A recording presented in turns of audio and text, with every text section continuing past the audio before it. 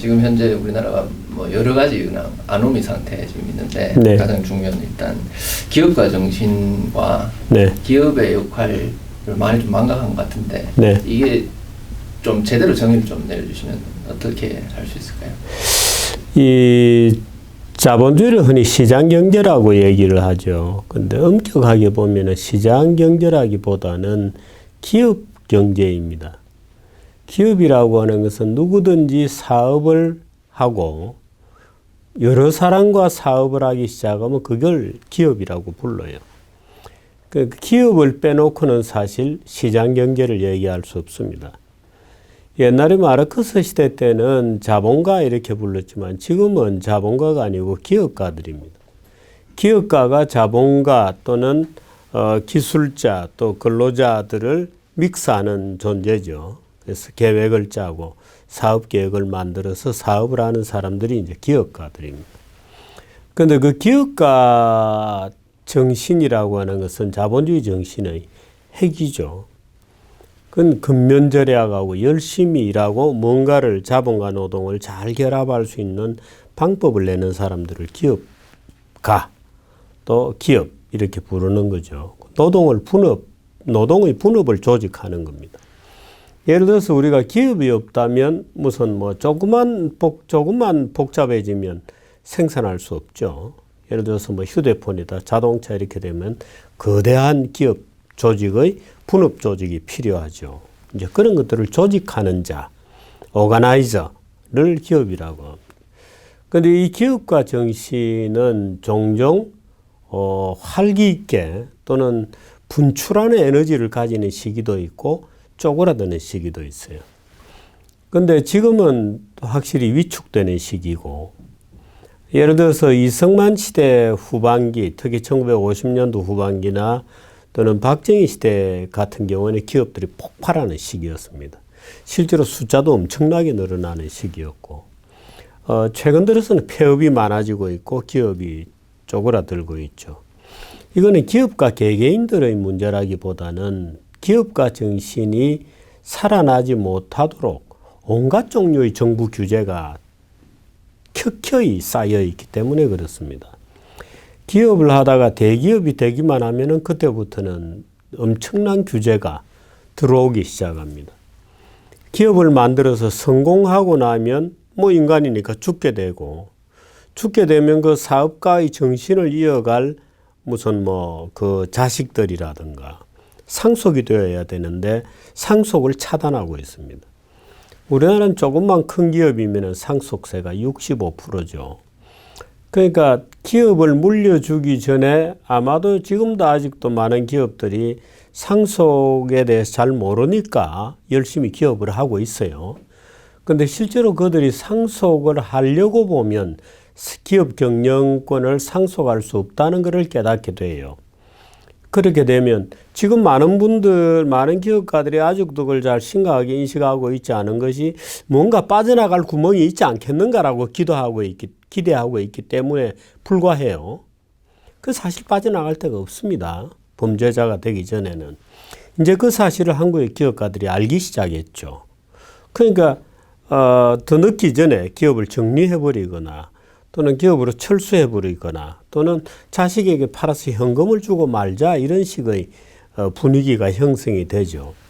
그래서 기업가들의 기업가 정신도 급격하게 약화되고 있지만 기업가 정신을 약화시키는 주변 환경들이 굉장히 그 강도가 높아지고 있기 때문에 점점 더 아마 기업 활동을 하려고 하는 소위 야성적 충동이라고 하는 내가 뭔가 만들면 멋진 기업을 만들 수 있겠다 또는 멋진 일을 할 수 있겠다 또는 상당한 그 돈을 벌 수 있겠다고 하는 충동 자체가 죽고 있는 거죠. 말하자면 기업가라는 측면에서 볼 때는 야수성이 사라지고 초식동물처럼 바뀌고 있는 중입니다.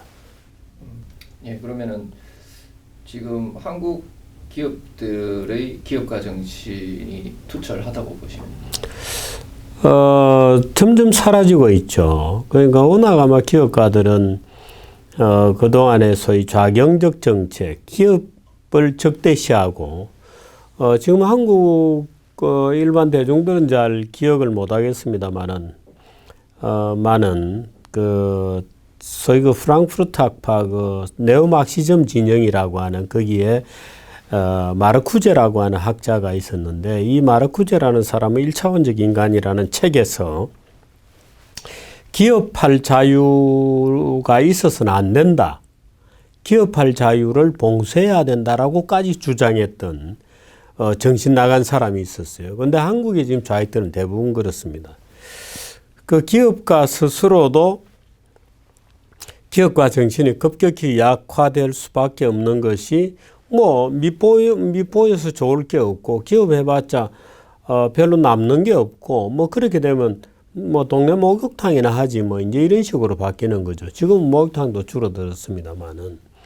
그래서 기업하려고 하는 야성적 충동이 지금 굉장히 줄어들고 있는 것은 분명한데, 그것은 물론 이제 이런 측면도 있습니다. 우리나라 경제가 굉장히 완숙기에 들어갔다고 하는 측면이 있습니다. 좀 조숙화 경향이 있다, 조로화 경향이 있다, 이렇게 볼 수 있고. 근데 아무래도 이제 이 조로화되고 성숙기에 들어가면은 초창기와 같은 야성적 충동이 줄어들게 되죠. 이제 이런 점이 하나가 있고, 그 다음에 두 번째 점은 정부 규제라든지 또는 시민사회단체의 간섭이라든지 기업을 뜯어먹으려고 하는 정치적 압력이 폭발하는 겁니다. 예를 들어 지금 삼성전자가 충청도 어디에 뭐 짓고 있는 뭐 그런 시설에 송전선을 끌어와야 되는데, 송전선을 끌어올 수 있도록 할 테니까 삼성전자는 우리 동네 사람들을 다 먹여 살리라. 말하자면 이런 식의 대한민국 모든 지역 주민들이 사실상 뜯어먹는 앵벌이처럼 바뀌어가고 있습니다. 그래서 기업들이 도저히 한국에서는 기업 안 된다, 뭐 공장을 하나 짓는 것도 수도 없이 많은 지역 주민들의 도장을 받아야 돼요. 그 공무원선에서 끝나지 않은 겁니다. 공무원들에게 공장 짓는다고 가면 그 동네 주민들에게 도장 받아오세요 이러거든요.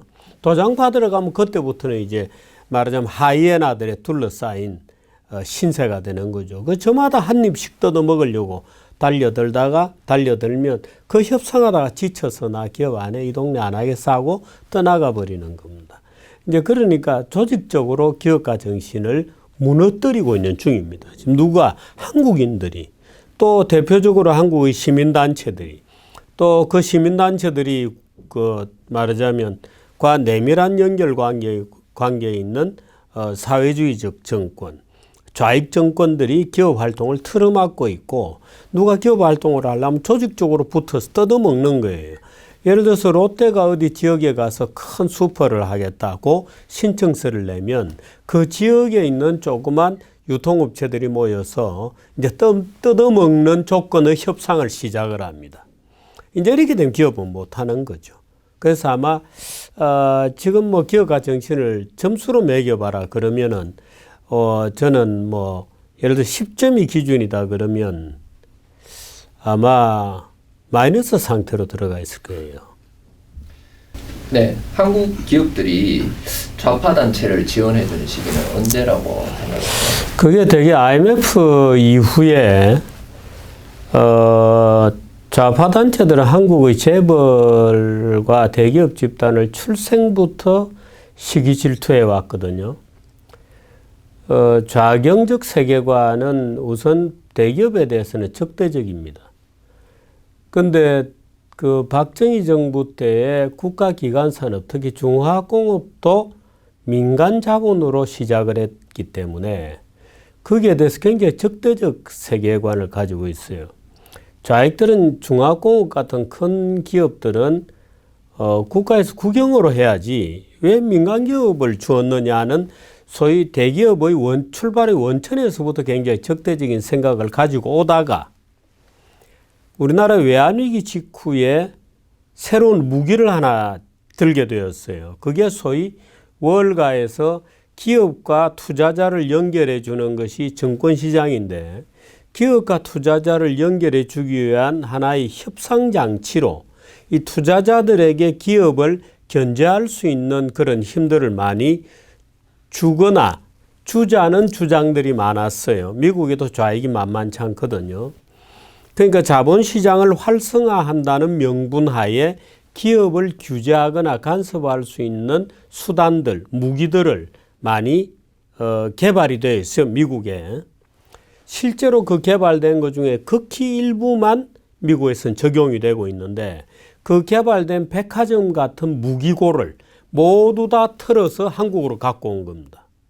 그래서 좌경적 단체나 좌파 시민단체들이 기업을 재벌을 혼내줄 수 있는 그런 무기들을 정부에 압력을 넣고 국회에 압력을 넣어서 무기들을 대한민국은 거의 기업을 죽이는 무기들은 다 갖추고 있는 고문실 같은 법률 체계를 만들어 놓은 거예요. 그래서 장하성 같은 사람들이 삼성전자 주총 가서 완전히 들었다 나왔다. 적대적 감정을 가진 자들이 기업의 주총을 이용해서 자본시장의 논리라고 하는 이상한 무기들을 들고 와서 결과적으로 기업을 공격하는 무기로 쓴 거예요. 이제 그때부터 우리 기업들은 좌파 단체들에게 낑을 뜯기기 시작한 겁니다. 말하자면 깡패들이 찾아와서 돈 내놔라고 요구하는 꼴이죠.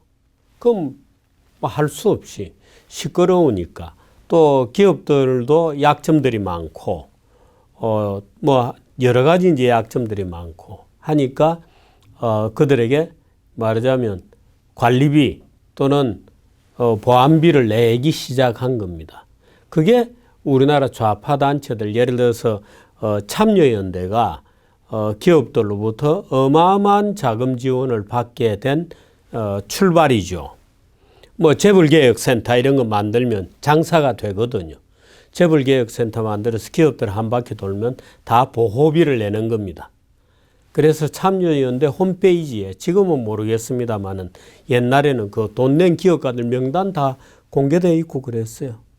그러니까 SK, 뭐 삼성전자, 뭐 삼성, 뭐 현대차, SK 뭐 이런 데서 다 돈 냈죠. 그래서 소위 참여연대가 어마어마한 조직이 되고 빌딩도 사고 그렇게 말하자면 속된 표현으로 낑을 고리를 뜯긴 겁니다. 그게 시작이에요. 그러니까 IMF 직후에 소위 기업 지배구조 개혁이라는 이름으로 전 세계에서 기업을 혼내는 고문 도구들은 대한민국이 다 수입했거든요. 그래서 법으로 다 만들어져 있어요. 그런데 지금 문재인 정부는 그 법도 모자란다고 또 더 법을 만들고 있고 박근혜 정부조차도 경제민주화라는 슬로건을 걸었잖아요. 그러니까 우리나라의 이 토양 자체가 기업하는 자들에 대한 시기질투심 이런 것들이 많이 깔려 있는 거예요. 그걸 전근대적 의식이라고 부르는 거거든요. 그런 전근대적 의식이 깔려 있는 위에 장하성 부류들이 야 미국에도 이런 거 한단다. 미국에 그런 거 없습니다. 이론만 있던 건데 고문도구에 전시장만 있던 건데 그걸 우리나라에 들고 와서 실제로 쓰고 있죠. 그런데 기업 경영권을 보호하는 시스템 예를 들어서 뭐 듀얼 클래스 보팅이라든지 예를 들어서 의결권이 똑같은 주식이 한 주에 한 표가 아니고 어떤 주식은 한 주에 뭐 5개, 10개, 1000개, 10,000개 워렌 버핏은 15,000개예요. 그런 주식들은 우리나라에는 전혀 도입되어 있지 않죠. 그러니까 오로지 고문 도구들만 질비하게 도입되어 있는 겁니다. 그러니까 자연히 그들이 찾아오면 그들에게 밥도 사주고 담당 직원이 다 임명이 돼 있어요. 참여연대 담당 직원 가서 항상 모셔야 되죠. 낑도 뜯기고 앵벌이 거꾸로 앵벌이가 되는 거죠. 그렇게 해온 게 지금까지 대한민국의 기업과 시민단체, 좌익 시민단체들의 관계였습니다. 예, 다음 질문 드리겠습니다. 이거는 조금 사실 저도 코미디라고 생각했는데 손경식과 박용만 등이 최근 문 정권에 대해서 불만을 토로했는데 그 좌파를 암묵적으로 지원하면서 이 기업들이 자유시장 경제체제를 앞서서 무너뜨리는 이유는 뭐라고 보십니까? 그러니까 여러 가지 이제 목표들이 있습니다. 뭐 기업가들 중에 일부는 윤리 도덕 없이 뭐 어떻든 단체장이 되거나 정부의 파트너가 되면 이런저런 이유로 경제적 혜택을 볼 수 있다고 생각하는 스포일된 기업가들도 많이 있죠.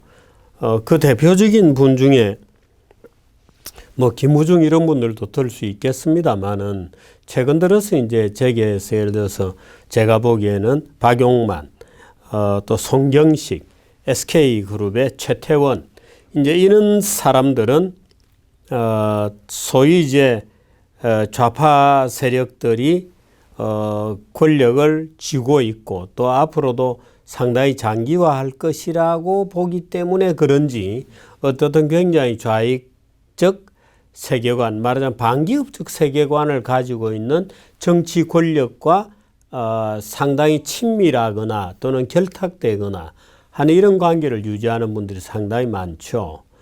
저는 그게 심각한 기업가 정신의 훼손이고 자기 부정이다. 자기 아이덴티티를 자기가 부정하는 미친 짓을 하는 분들이 기업가 안에도 물론 그분들은 나름대로의 생존 목적이 있을 겁니다. 뭐 기업이라는 것은 생존이 먼저다. 뭐 지금 뭐 쟤들 난 좌우 필요 없어. 일단 나부터 살고 봐야지 라고 하는 절박한 심정이 있기는 하겠으되 이제 저런 식으로 경쟁적으로 가면 결과적으로 기업을 유지시켜 주었던 자본주의나 시장경제 체제 전부가 함몰되어 버리면 다 죽는 거거든요. 이제 말하자면 이런 부정의 게임을 하고 있는 거죠.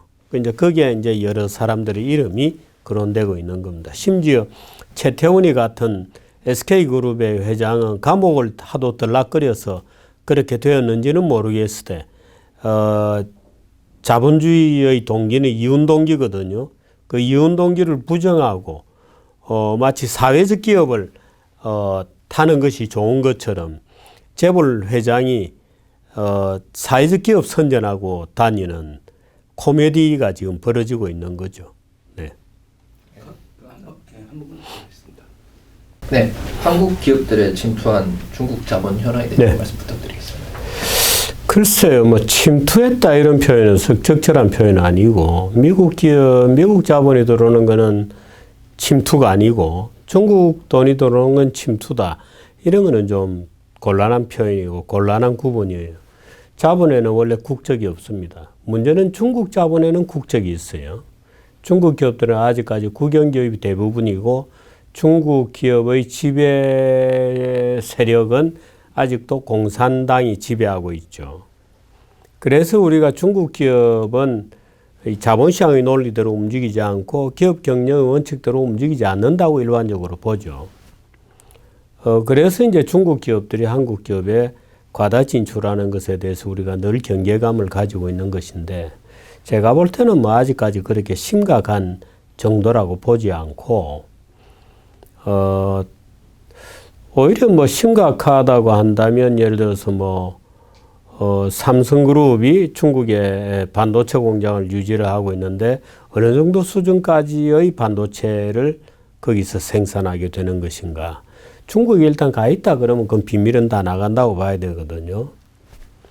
이제 이런 점들이 있죠. 근데 그런 점들에 대해서 우리가 걱정하는 건데 예를 들어서 뭐 어떤 경우라 하더라도 그 중국 기업들이 어느 수준 이상의 무슨 뭐 한국 기업에 대해서 어떤 지배적 지분을 지금 가지고 있다거나 한 것들은 공식적으로 알려진 것 말고는 별로 없습니다. 예를 들면 뭐 연예기획회사들이 중국에 많이 넘어가 있고 정권회사 중에 일부 지분들이 가 있고 글쎄요. 뭐 그런 정도. 그리고 게임 회사들은 들이 좀 중국 자본들에게 팔려갔거나 가려고 하고 있는 정도.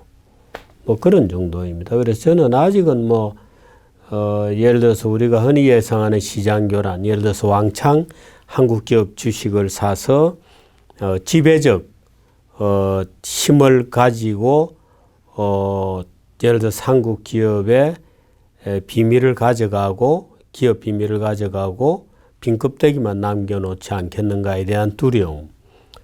이런 것들은 좀 과장되어 있는 측면도 있고요. 또 뭐 삼성 자동차가 바로 쌍용 자동차가 그런 경우였다고 비판들을 하지만 글쎄요, 쌍용 자동차가 얼마나 대단한 그 테크놀로지 수준에 도달해 있었을까요? 그런 면에서 뭐 저는 그 중국 국적이라는 것 때문에 뭔가 오히려 중국 자본들이 여기 많이 들어오면 역으로 인질이 될 수도 있어요. 여기 많이 들어오면 중국 자본들이 중국이 한국을 마음대로 할 수 없는 인질이 될 수 있는 면도 있습니다. 원래 경제적 교섭은 많을수록 서로 간에 인터디펜던시가 높아져요. 상호의존성이. 예를 들어서 지금도 미국과 중국이 총칼을 들고 싸우지 않는 것은 서로 간에 경제가 많기 때문입니다.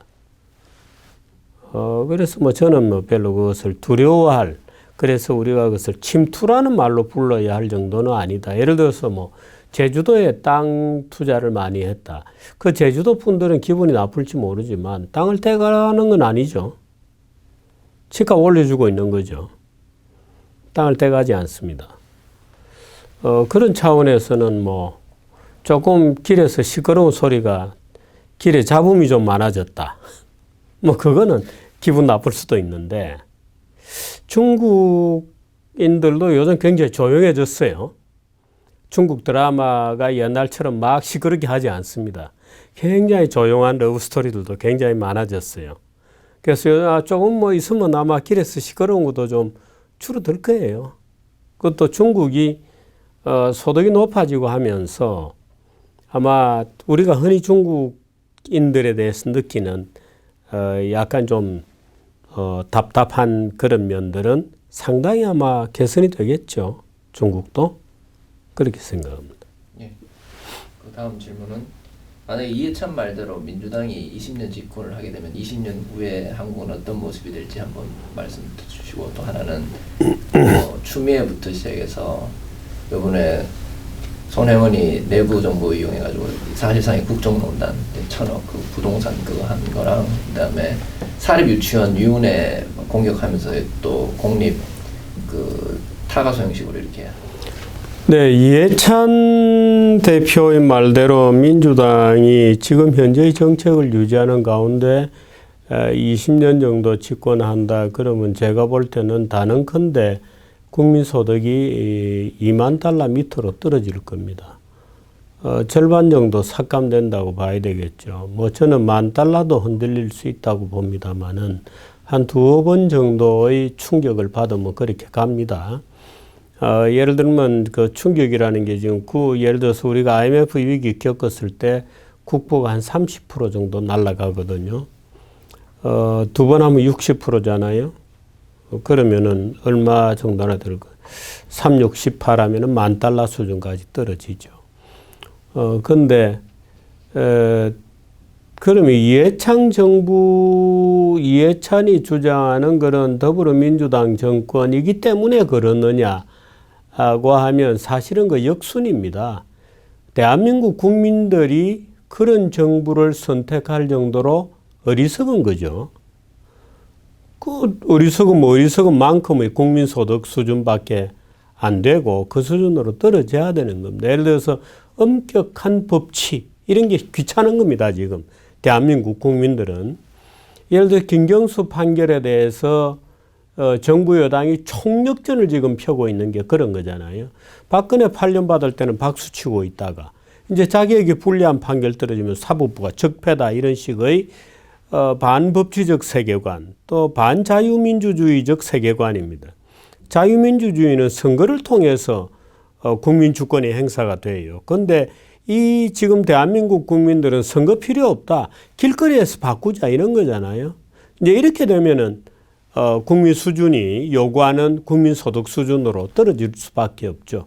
그 소득 수준은 아마 10,000달러 언더가 될 겁니다. 저는 그렇게 봅니다. 그런데 그래서 더불어민주당이 무슨 20년 집권하면 그렇게 될 거라기보다도 국민들이 말하자면 20,000달러, 30,000달러가 요구하는 법치주의라든가 시장경제 원리라든가 이런 걸 싫어하니까 더불어민주당을 선택하게 되는 거죠. 이거 그들은 이제 그렇게 요구대로 움직이고 이제 이렇게 되면 뭐 $2만 밑으로도 20년 정도면 떨어질 수 있죠. 네. 손해원은 말하자면 국가의 자원을 또는 국회의원의 신분을 이용해서 사적 이익을 취하는 전형적인 이익 충돌이 생겼고 또 국가 말하자면 뭐 아마 나중에 그 법적인 처리를 하려고 달려들면 아마 법률 위반이 굉장히 많을 겁니다. 헌법에서부터 국회법, 공직자윤리법, 국가회계법, 뭐 국회법 뭐 등등 위반한 게 굉장히 많을 거예요. 네, 알겠습니다. 다음 질문 드리겠습니다. 아까 주필님께서 뭐 그 자본 중국 자본에 대해서는 아직까지 그렇게 염려는 안 하신다고 말씀하셨는데 정치계 좀 보면은 예를 들어서 뭐 민주당 사드 문제 때문에 갖다 뭐 이런 뭐 병신육들이라는 것 그 의원들 그 다음에 또 뭐지 그 의도적으로 삼성 반도체 계속 공개하라고 기밀 공개하라는 그 민주당 의원이라든지 뭐 중국 갔을 때 기자들 얻어맞았는데도 한마디도 못하고 뭐 그러는 게 분명히 그 중국의 어떠한 힘이 한국 정치에 많이 퍼져 있다고 생각하는데 그 점에 대해서는 중국의 힘이 한국 정치에 퍼져 있다고 저는 보지 않고요. 미친놈들이 있어서 그런 겁니다. 미친놈들이. 그러니까 이 미친놈들은 예를 들어서 문재인 대통령이 새해 첫날 한복 입고 나와가지고 중국 인민 여러분에게 새해 인사를 하는 정신병적 상황을 노출했잖아요. 그건 저는 그 정신질환이라고 봐요. 왜냐하면 우리나라 좌익들은 중국에 대한 굉장한 레드 스타 오브 더 차이나, 중국의 붉은 별, 대륙의 붉은 별 식의 세계관을 갖고 있는 거예요. 마치 그 무슨 모택동의 군대가 장개석의 군대를 무찔렀다기보다는 등 뒤에서 계속 총질하고 다녔습니다마는 무찔르고 중국 대륙을 공산혁명을 만들어내고 한 여기에 대한 무한한 숭배의식을 갖고 있는 거예요. 그러니까 리영희라고 하는 사람이 성도 리자로 바꿀 정도로 그 사람이 쓴 무슨 파르긴가의 대화 이런 과거의 중국 문화혁명 칭송자거든요. 그 리영희는 그 정신질환적 사고를 갖고 있는 거고 문화혁명을 칭송하게 되면 히틀러의 유태인 학살도 칭송해야 돼요. 그 똑같은 현상이니까 캄보디아의 킬링필드도 칭송해야 돼요. 이제 이런데 리영희의 파르긴과의 대화 이런 책을 보면서 청소년기를 보내면서 이 모택동에 대한 홍위병에 대한 한없는 숭배의식을 가지고 있는 이자들이 문제죠. 저는 뭐 중국에는 문제가 없다고 봅니다. 중국은 뭐 후진국 아직도 개도국이고 아마 어느 수준이 되면 중국은 굉장히 심각한 정치적 내용 상태에 직면할 거다 이렇게 차갑게 보고 있는 중일 뿐이지. 근데 문제는 여기에 있는 이상한 리영희 똘마니들이 있는 거예요.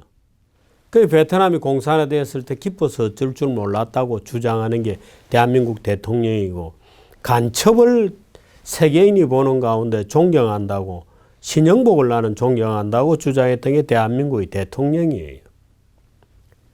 그러니까 이 대통령이 연초에 한복을 입고 나가지고 중국 인민 여러분들에게 설인사를 하는 정도 같으면 머릿속이 완전히 이 친중의 무슨 중국에 대한 노예근성에 쩔어 있는 겁니다.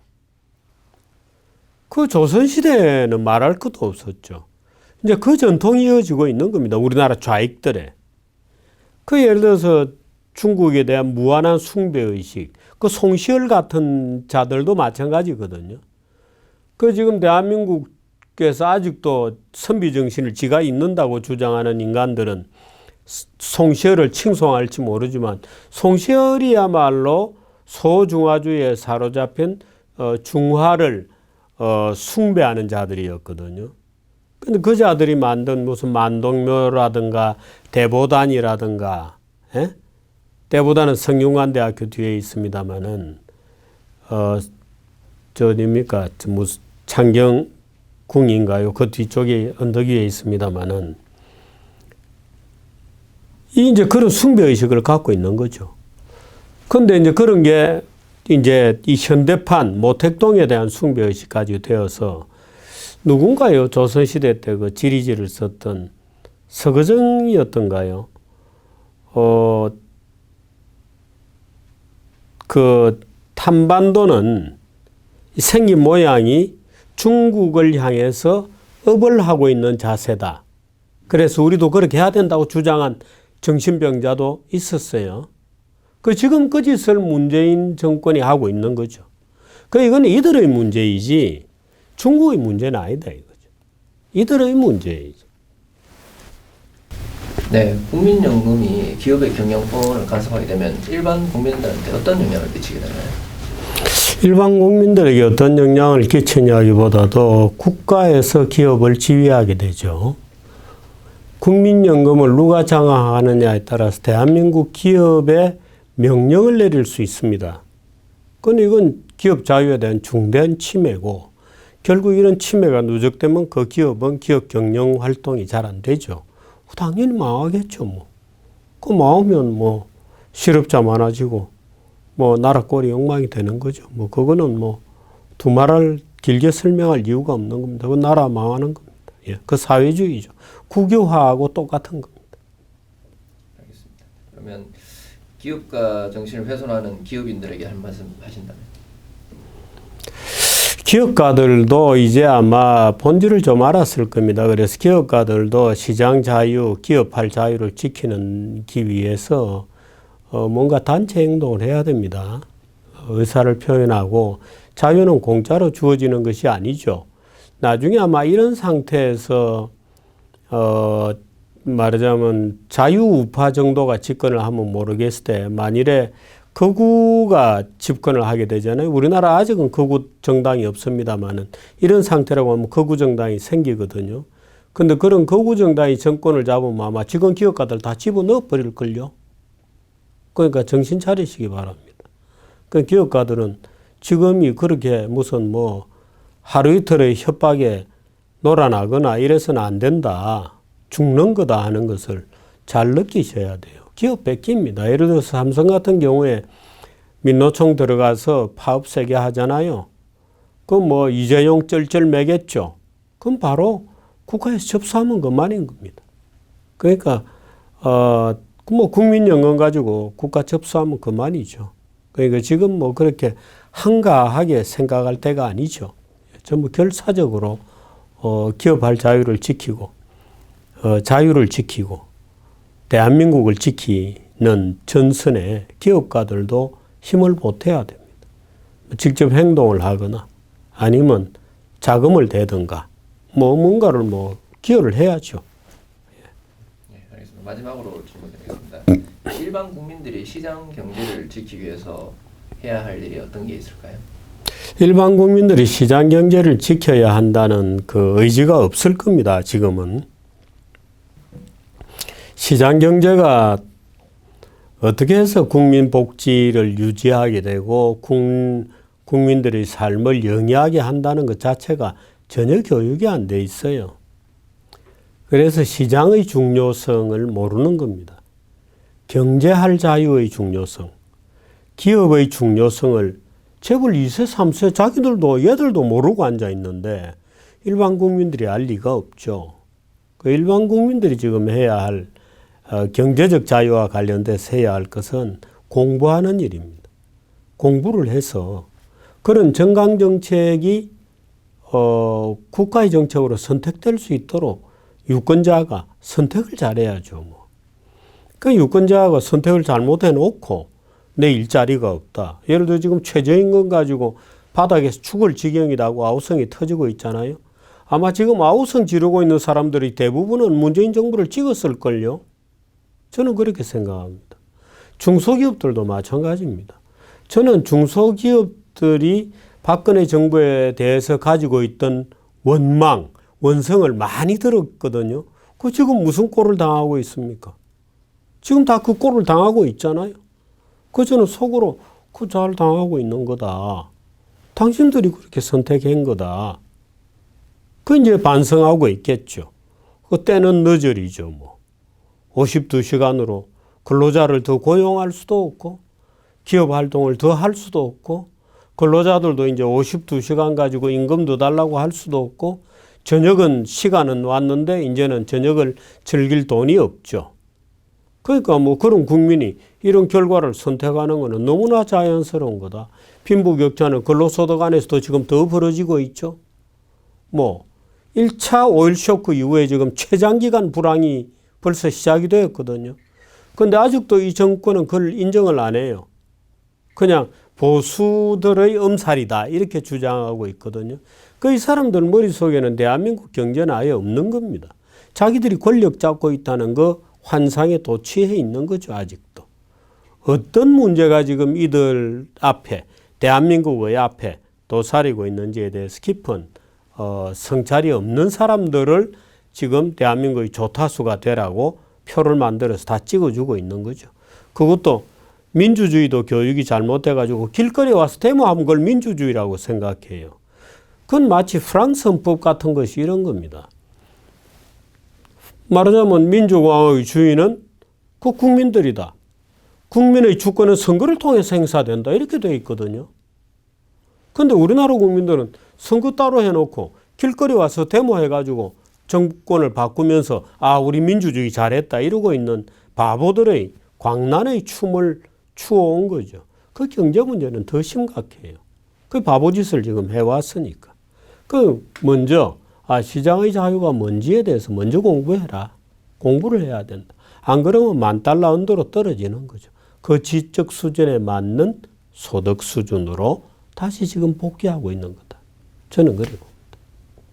예, 알겠습니다. 간단하게 희망적인 국민들한테 희망 경제를 살리고 이제 다시 아까 떨어질 건데 이걸 막고 다시 재기를 위해서 희망이라고 보기엔 뭐하고 이렇게 해야 된다 국민들한테. 아까 공부 말씀하셨는데 공부 말고 지금 당장 국민들한테 해야 될 거.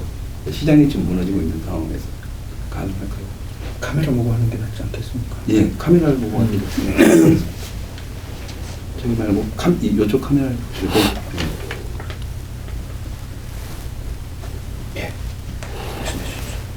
네, 이 국민들이 할 일은 간단합니다. 이 선거를 잘해서 정권의 교체를 만들어내고 또 무슨 이 당이다 이런 문제가 아니고 그 정책 노선이 올바른 노선으로 가야 됩니다. 그리고 가장 먼저 알아야 될 거 이건 뭐 교육하고도 관계없는 일인데 국민들이 스스로 느끼는 겁니다. 이 인생의 주인은 나다 하는 그 주권의식이 있어야 됩니다. 자기의 삶을 국가의 복지에 의탁해서 산다는 것은 부끄러운 일이라는 것을 느껴야 되는 자기의 책임의식이 필요하죠. 그것이 가장 중요한 덕목이고 내 인생의 주인은 나다. 내가 살아가는 것이다 하는 것을 느껴야 됩니다. 내가 진정한 내 삶의 주인공이다 하는 것을 느끼면 아마 바로 올바른 정치 선택이 가능하고 그런 올바른 정책의 선택이 뭐 정당이 누가 되든 간에 제대로 실현될 수 있는 그런 정치적 토대를 만든다고 봅니다. 그 정치라는 게 딴 게 있습니까? 국민들의 자기 결정이죠. 그 국민들의 자기 결정, 자기 책임의식 이런 것들이 바로 서면 저는 뭐 그래도 우리 젊은이들도 아주 발랄하고 한국인들이 그렇게 머리가 나쁜 민족은 아니다 하는 것이 세계적으로 정평이 있고 또 성공과 성취에 대한 경험이 있기 때문에 금방 다시 일어설 수 있다고 기대합니다.